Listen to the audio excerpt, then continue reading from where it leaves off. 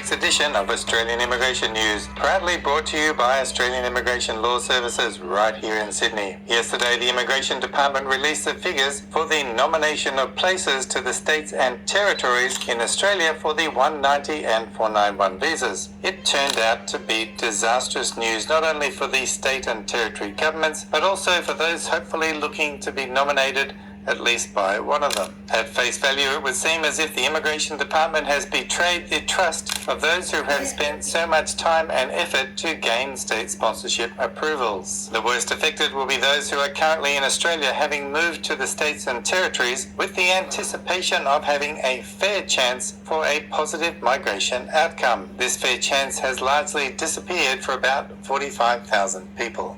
Does the federal government really believe it can run its migration program and meet the skills shortages with these types of tactics? Or is it a carefully planned stunt just to raise public awareness of the importance of the migration program? We will look into this question later on. For now, let's take a close look at these disappointing figures. The Australian Capital Territory has been allocated just 1,200 places compared to its 4,050 places last financial year. These places will be equally divided, with 600 for the 190 visa and 600 for the 491 visa. New South Wales is allocated 4,150 places compared to the 15,276 it received last financial year. 2,650 is going to the 190 visa and 1,500 going to the 491 visa. The Northern Territory received just 650 places compared to 2,000 last year, 250 for the 190 visa and 400 for the 491. Queensland has been allocated just 1,550 places compared to 5,000 last year.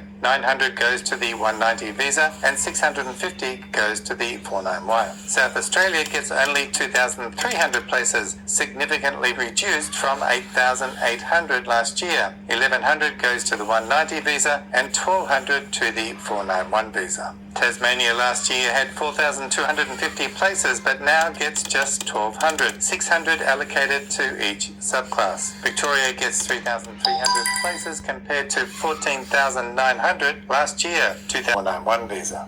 And finally, Western Australia receives just 2,350 compared to the 8,140 they got last year. 1,500 goes to the 190 visa and 850 to the 491. For the 19 visa in total then is 10,300 compared to 38,133 last year. The 491 visa in total is 6,400, down from last year's 24,238. With regard to the Business Innovation and Investment Program, no states or territories have been allocated places. 810 in total were allocated last year, and this year it is 0. The reduction in numbers is shocking.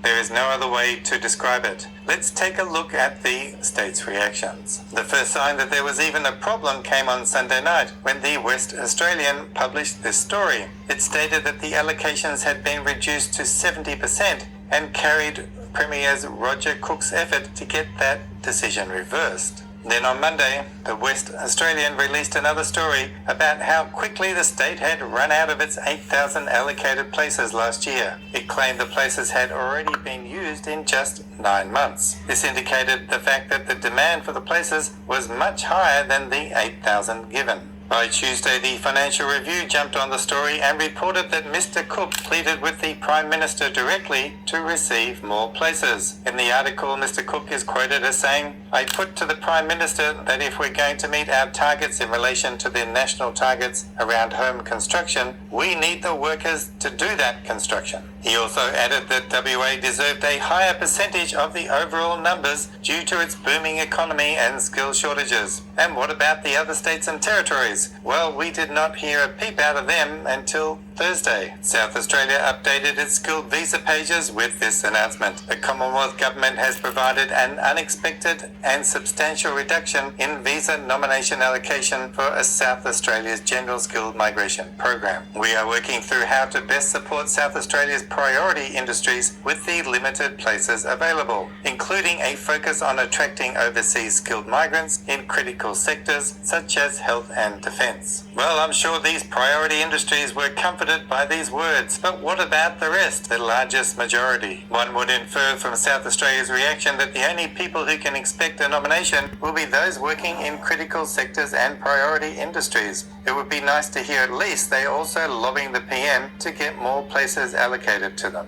Also on Thursday, migration agents received emails from the Tasmanian, the ACT and New South Wales governments. Tasmania's email contained the following statement. The allocation is significantly lower than anticipated. The Department of Home Affairs has advised that reductions have been enacted across the entire state and territory nominated programs due to the large number of visa applications on hand following the high quotas and subsequent number of nominations issued in the 2022-2023 financial year. We understand that this will be of a significant concern to many current and prospective applicants. We are continuing to engage with the Australian government on this matter. The ACT email followed a similar theme. I appreciate that this allocation is smaller than the allocation in 2022 to 23. It is also significantly smaller than the allocation that the